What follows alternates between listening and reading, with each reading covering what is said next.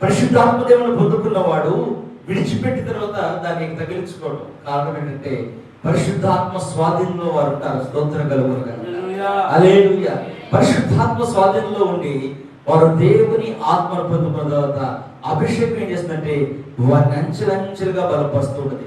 ఇక్కడ పరిశుద్ధాత్మ దేవుని మాట 8వ వచనంలో మనం చూస్తే, ఆయనను పరిశుద్ధాత్మ మీదకి వచ్చినప్పుడు మీరు శక్తిమంతులు. స్తోత్రం కలుగునుగా. ఒకప్పుడు బలహీనులే ప్రార్థన చేస్తున్నప్పుడు మీరు బలహీనులుగా ఉన్న మీతో పరిశుద్ధాత్మ దేవుడు దిగి వచ్చినప్పుడు మీరు బలవంతులుగా మారుతారట, శక్తివంతులు అవుతారట. ఆమేన్. హల్లెలూయా. ఎప్పుడు పరిశుద్ధాత్మ దేవుడు మన మీదకి దిగి వచ్చినప్పుడు అందరి మీదకి పరిశుద్ధాత్మ దేవుడు కుమ్మరించబడును గాక. ఏదరు ఆయన ఆత్మాభిషేకం పొందుకుందరు గాక. పరిశుద్ధాత్మ శక్తితో మీరు నింపబడి మీలో ఉన్న రోగములు యేసు నామములో హీనమడు గాక. యేసు నామములో ఆజ్ఞాపిస్తున్న ప్రతి దురాత్మక శక్తులు తొలగిపోను గాక. హల్లెలూయా. ప్రభువునందు ప్రియమైన పరిశుద్ధాత్మ దేవుడు చేసే పని ఏంటంటే ధైర్యాన్ని ఇస్తూ ఉంటాడు. ఆయన బలహీనపరిచేవాడు కాదు, ఆయన బలహీనులుగా చేసేవాడు.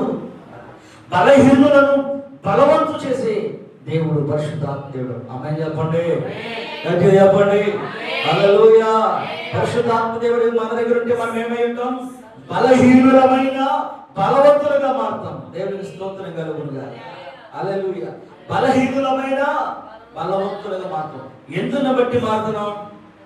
ఎందుకు మారుతున్నాం అంటే దేవుని సజీవ వాక్యము సాక్ష్యమిస్తుంది కదా. ఆయనను పరిశుద్ధాత్మ మీ మీదకి వచ్చినప్పుడు మీరు శక్తి నందుతారు కనుక మీరు యెరూషలేములోను యూదయ సమరయ దేశములంతటను భూదిగంతములు వరకును నాకు సాక్షులైందని వారితో చెప్పాను. ఎక్కడ సాక్షులు అయ్యాం? యేసు ప్రభుని ఎక్కడైతే హేళన చేశారు, యేసు ప్రభుని ఏ ప్రజలైతే నమ్మలేదు వారి మధ్యలోనే నేను మిమ్మల్ని సంచరింపజేస్తాడు. స్తోత్రం కలుగునుగా.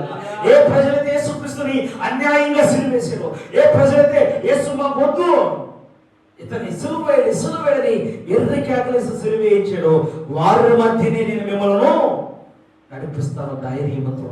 హల్లెలూయా. హల్లెలూయా. నీ విరోధుల దగ్గర దేవుడు నిన్ను బలమైన వ్యక్తిగా వాడుకుంటాడు. నీ శత్రువు దగ్గరే దేవుడు నిన్ను బలమైన పాత్రగా వాడుకుంటాడు. నీకు నచ్చని వారి ఎదుటే దేవుడు నిన్ను మహిమపరుస్తాడు. ఒకరోజు అవనస్తుడు తన తండ్రి వరకు నచ్చలేదు, అతని బాల్యంలో తన అన్నదమ్ములకు నచ్చలేదు.